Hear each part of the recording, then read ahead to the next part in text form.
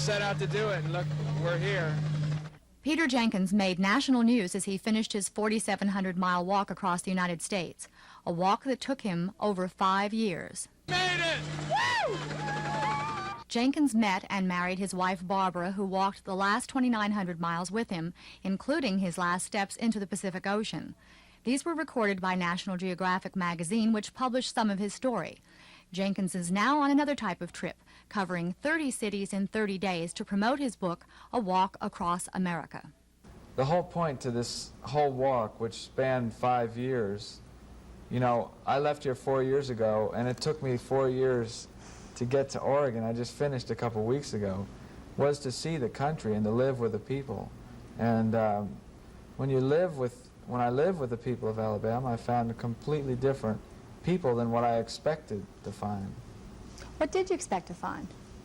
Well, I expected all the classic things that most of us brainwashed Yankees expected to find. You know, race riots around every corner, ignorant sort of people, barefoot, you know, sitting on the front porch, chewing straw, and, you know, stuff like that. Really, I expected to be, the second I crossed the Alabama border, which I did up around Florence and Sheffield, I just kind of thought there'd be a bunch of pickup trucks there waiting for me, you know, with the shotguns and the whole thing. And now you've decided to settle in the South? Right. I feel like a cheerleader for the South around this country and in this book, because I've been on this tour for 30 cities in Los Angeles and New York and on the Today Show, and one of the big things most people ask me, they can't believe I walked through the Deep South. And that's one of the major questions most people are curious about. What's the South like? What's the South like? Because people think they know, but in real essence, they don't. Is that the main interest then? Because as I understand it, National Geographic never got the response from anything else as it has gotten from the article that you initially did. And that really started you being able to finance, I think, some of the things that you did, like photograph. Well, they provided all the camera and film, but I think the thing that appeals to people about this walk is that at some point in everybody's life, they'd like to just chuck it and take off. And I mean, I didn't run away, but they'd like to just go out and sort of be alone and find themselves, so to speak. I think that's one thing, and plus being with my dog, that really appealed to a lot of people, and I think people were really intrigued. I didn't just live, while I was here in Montgomery, I lived in some really beautiful homes, like Southern Mansion type things, but I mean, I lived with a black family up in North Carolina for 5 months in a shack. I mean, I experienced the whole South, not just, quote, the upper crust or something like that. So I lived on a little ranch in Orrville, Alabama, 16 miles south of Selma. There's a chapter about that in the book. I experienced every element of it. And what was the most, say, exciting experience of all that you had? I had so many. I mean, that's why I kept on for 5 years. I wish I could. One of the most exciting was meeting the mountain man, Homer Davenport, who's lived on top of this mountain out in Western Virginia. Many people will remember reading about him in the article. He's a major part of this book. He lived just on top of this mountain, like many of us dream about, like Grizzly Adams, except he was real. And he was also in his 60s, had long white hair and crystal clear blue eyes, and just lived up there with the bears and the deer. I like all kinds of different people. I don't want to be trapped.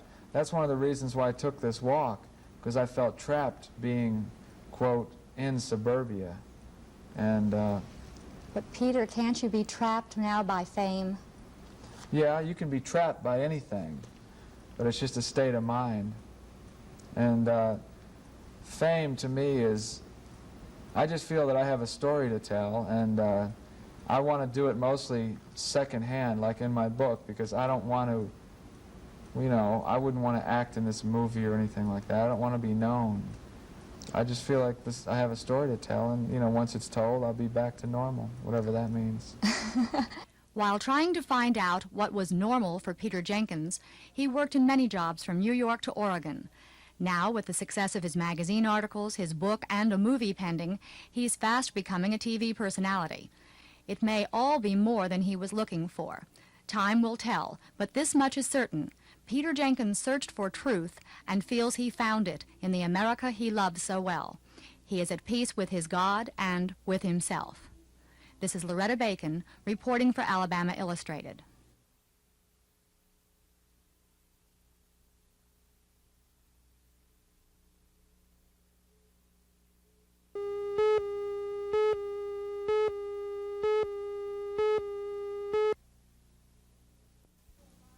Welcome to the 8th Annual Playboy Club.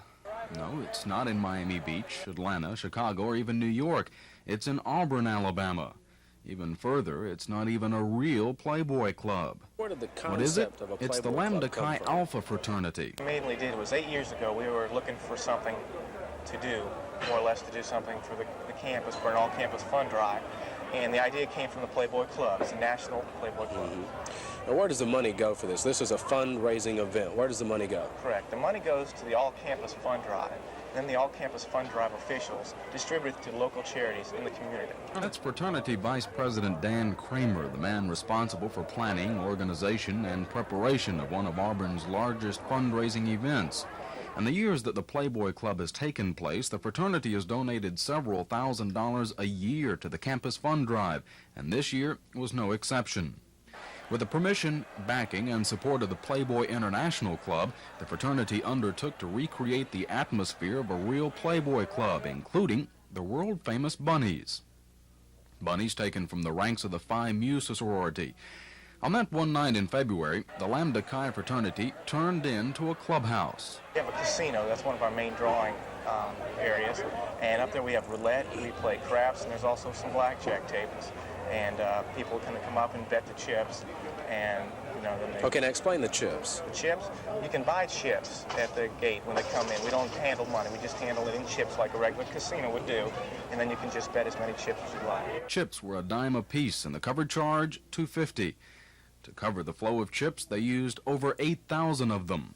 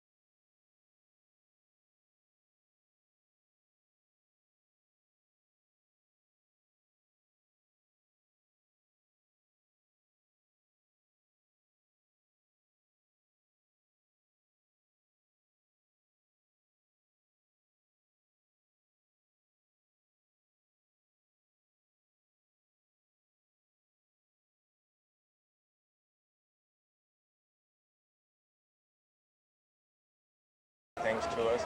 And by the way, the local merchants in the area have really been super, helping us and supporting us so they can contribute money to a worthwhile organization. So there's an awful lot of people that put into this. There sure are. 28 tuxes were donated for the night to the fraternity brothers by a local formal wear shop, and plenty of Auburnites came, enjoyed, and contributed to the worthy cause.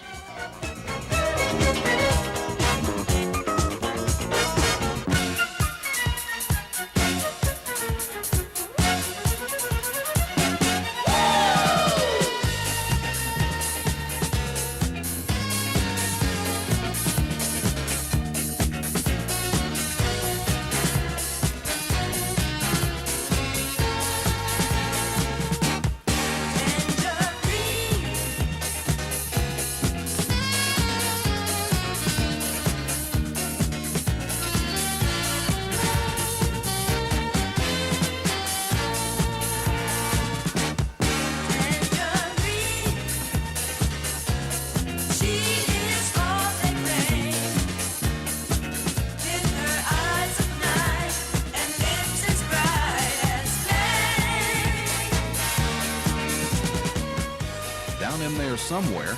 I'm Chris Grimshaw, WSFA TV News for Alabama Illustrated.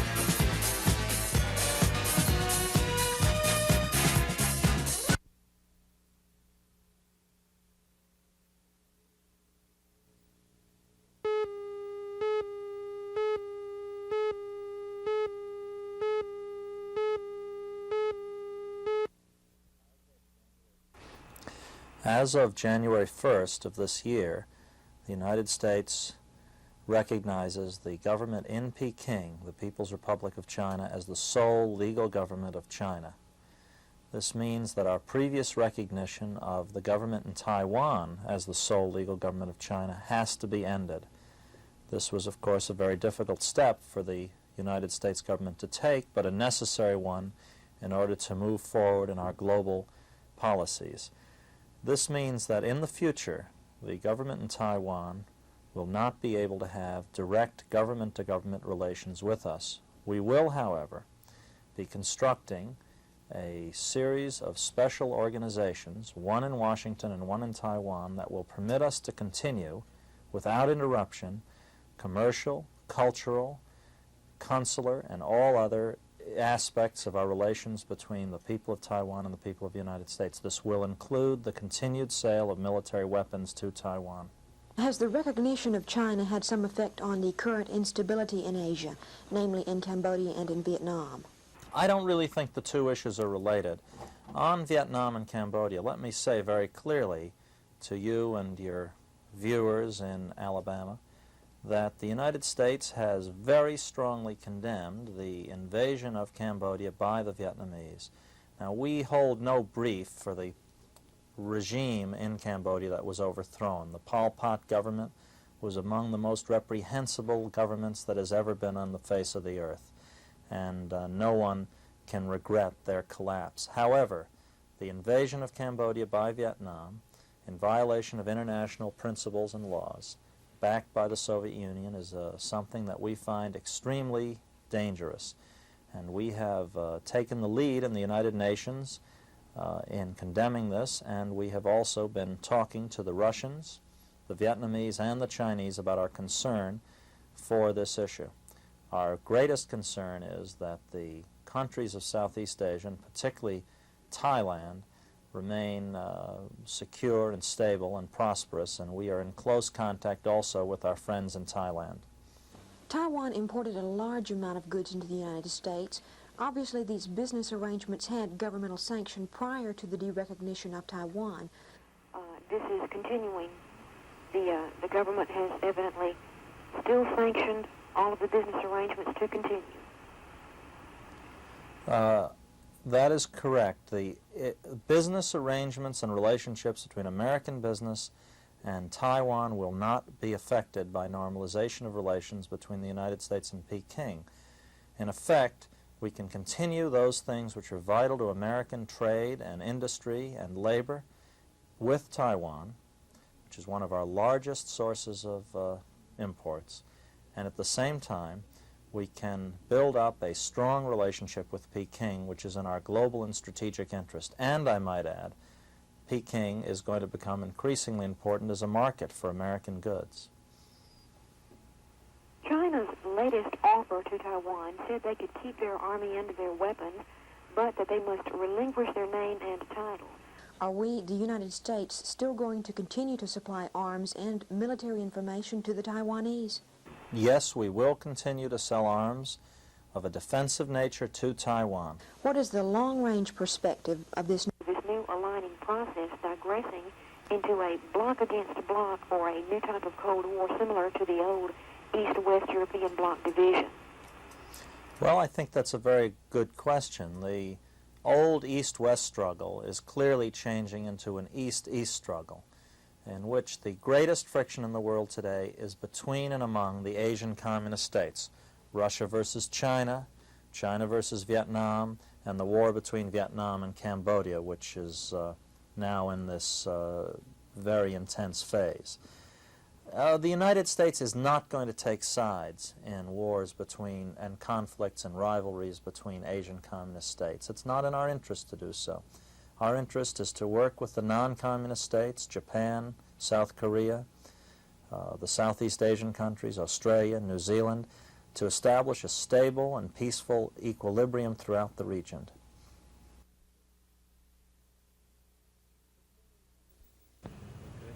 This morning, a meeting was scheduled in this small room here behind the Lurleen B. Wallace Museum near the Capitol Complex.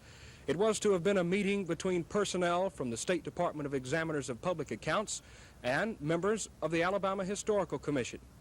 The meeting never came off.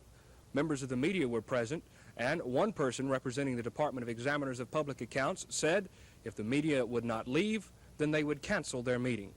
Examiner Supervisor Emmett White conducted the short meeting. He invited the members of the media present to leave. They refused and instead began asking questions concerning the private nature of their meeting. To all of these questions, White replied, "No comment." After these questions were asked, White told the members of the Historical Commission that there would be no meeting. White, his associates, and members of the commission then left. Milo Howard, the current chairman of the Alabama Historical Commission, said after the meeting that he had no objection to the media sitting in. Mr. Dillard said that it was their meeting and they would preside. They asked if we could have a meeting in this room because it was a larger room than they had. And I said, yes, certainly. And I said, now who's going to conduct the meeting? Milo, and they said that we're going to conduct it. And I said, that's fine. Were you aware that other exit conferences have been held by the State Examiners of Public Accounts and members of the news media have been present during those particular meetings? No, I have no knowledge of exit conferences. Would you have objected to the hearing open? No. James Cooper, the attorney for ex-Commission Director Warner Floyd, was at the meeting and had some rather definite ideas about how such a conference should be conducted. Well, I think any meeting where you have a quorum or number of members of commission in the state of Alabama should be open to anybody that wants to listen to it, because they're conducting state business, decisions that are going to affect everybody in the state, dispensing of public funds will be made at those meetings, and I just think people should do have a right to know, and under the laws of Alabama should know. Do you think the supervisor of this audit today adequately explained their reasons for not wanting to have the media present? I'm sure they have good reasons. I don't think their explanations were very clear. Other members of the Historical Commission, like Johnny Brooks and Milton Parsons, said they had no objections to the media being in on the meeting. The head of the Department of Examiners of Public Accounts, William Dillard, said he ordered Supervisor Emmett White not to meet and discuss the audit if members of the media were present. Dillard said the order was issued on advice from department lawyers who said the material to be discussed was only preliminary and not in its final form. Whatever is in the audit that the State Department of Examiners of Public Accounts is preparing on the Alabama Historic Commission is still not known. Still, the air of mystery that has surrounded all of the affairs of the Alabama Historic Commission over the last few months continues. Dennis Latham, WSFA TV News.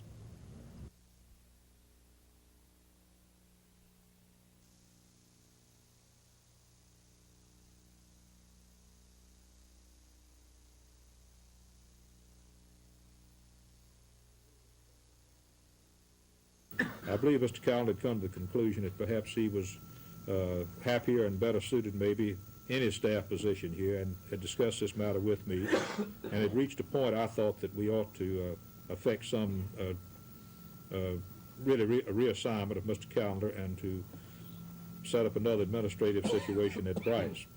To do this, a group of us went up, several of the major staff from here went up, the persons involved in fiscal, persons involved in personnel, the other engineering, the other matters which would be pertinent to this situation went up with us, and Dr. Condon went up with us because he is our senior superintendent, as you know, in point of time and service, and I thought that he could be very helpful in this situation. So what we did, we went to Bryce. I stayed something over 3 days, and Dr. Condon stayed a bit longer. And together, we, working with the persons there at Bryce, we sought to make an evaluation of the present system of delivery of service there, and also how that interfaces with the administrative control there, and began the initial planning and design for some modifications in that system service delivery. As an outgrowth of this, Dr. Condon has agreed to serve as the interim superintendent at Bryce Hospital.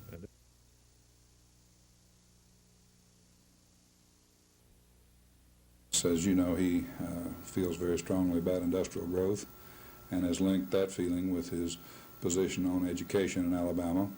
And the governor intends to join hands with all of the people here in Alabama in the industrial development process and make sure that we get the best value here in the state with our new companies that move in.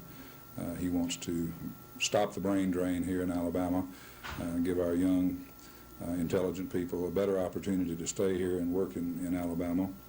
And he has told me directly that we're going to upgrade our industrial processing.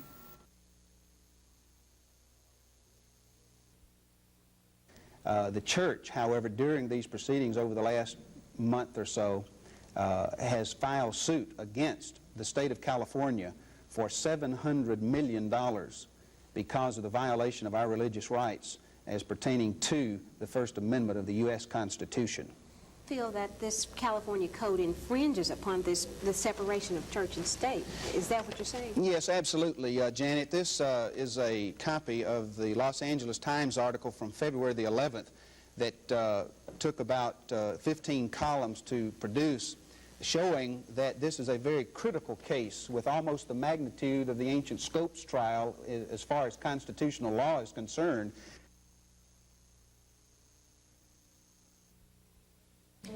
Montgomery County School Superintendent W.S. Garrett told the board that proration of education funds would cost the county school system more than $1.5 million. He said he's doing everything possible to comply with Governor James' request to cut back on spending. At the next board meeting, he says he'll submit a plan to reduce spending. We will postpone, put off purchases, leave off purchases, leave off the paving of parking lots, leave off and patch up a roof instead of replacing the roof, cut down on capital outlay funds in order to recoup this loss. Governor James' plan to test all public school children in April was explained to the board, and it was reported that schools are beginning to prepare teachers and students for areas that need improvement. Based on California achievement test given last spring, the report said second graders tested above the national norm, but that students in the 8th and 10th grades were not at grade level, but have shown improvement over the past years. Glenda Webb, WSFA TV News.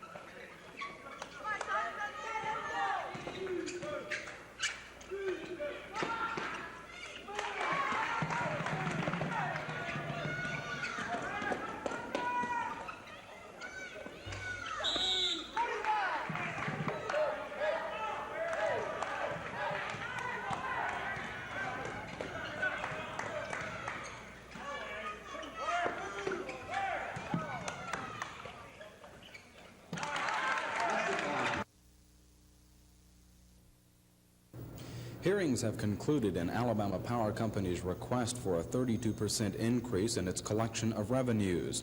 That would amount to about $100 million in revenue for the utility during the next 4 to 5 months if it's approved by the Public Service Commissioners. Additionally, the company would continue its hearings before the Commission. That could come within the next several months. They'll be seeking to make the total amount of $288 million a permanent part of their base rates. Alabama Power Company President Joseph Farley and Senior Vice President Elmer Harris both spent several days testifying to the utility company's reported financial crunch.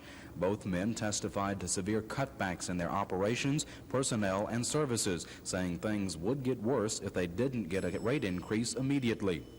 The company officials also testified that their present credit ratings were in jeopardy of being downgraded. Public Service Commission hearing examiner Carl Evans says it's now on the hands of the commissioners. All of the evidence is in the hands of the commissioners, It is now up to the commission to make the decision on the case, whatever that might be. It would surprise me if the final decision is made next week. The Commission has several options. They can either deny the rate request or grant all or any part of it. The power company says it's only receiving some 4.5% return on its investment now. That's almost 10% lower than approved by the Commission last year. Officials say the requested rates would provide the power company with a 12% return, and then only in December. If the total amount requested by the power company is approved, it would mean an increase of $11.75 per 1,000 kilowatt hours to the base rate to residential customers. That would raise the base rate to $48.75 per 1,000 kilowatt hours. Additionally, the power company says if what they want is approved, it would also allow them to resume construction projects now halted. At the Public Service Commission, Chris Grimshaw, WSFA TV News. Two Tuskegee policemen, Hiawatha Hall and Rufus Huffman Jr., along with the Board of Corrections counselor Richard Coleman Jr., have entered pleas of not guilty to charges that they violated the civil rights of a Tuskegee Institute student. The student, William Blakey, contends that the three violated his civil rights by beating him and assaulting him while he was in their custody on the night of October 22nd. Coleman, pictured here, along with Huffman and Hall, say the allegations are not true. Coleman's attorney, Billy Carter, and Hall and Huffman attorney Milton Davis say their motions and the eventual trial will show their clients to be innocent. Our contention is that he's not guilty, and we feel very strongly that after this matter has been properly adjudicated, that our clients will be exonerated.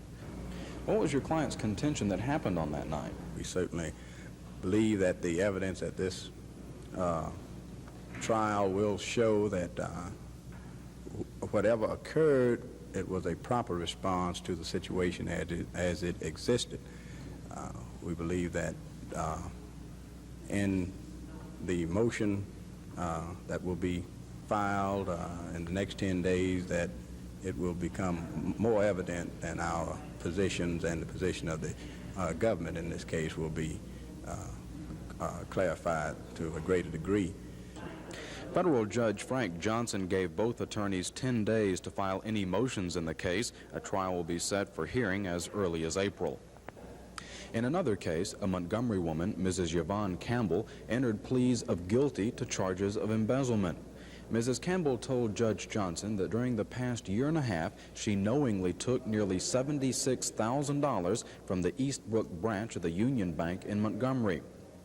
After a short recess, Judge Johnson sentenced Mrs. Campbell. He gave her 18 months in a federal penitentiary, told her she could serve the first 6 months, he'd suspend the next 12, and then she'd have 3 years of probation. Mrs. Campbell, holding the hand of her husband throughout the entire hearing and occasionally breaking into tears, asked Judge Johnson for a couple of days to spend with a grandchild born this week that she's never seen. Judge Johnson ordered her to come back Monday, the 27th, and begin her sentence then. At the federal courthouse, Chris Grimshaw, WSFA TV News.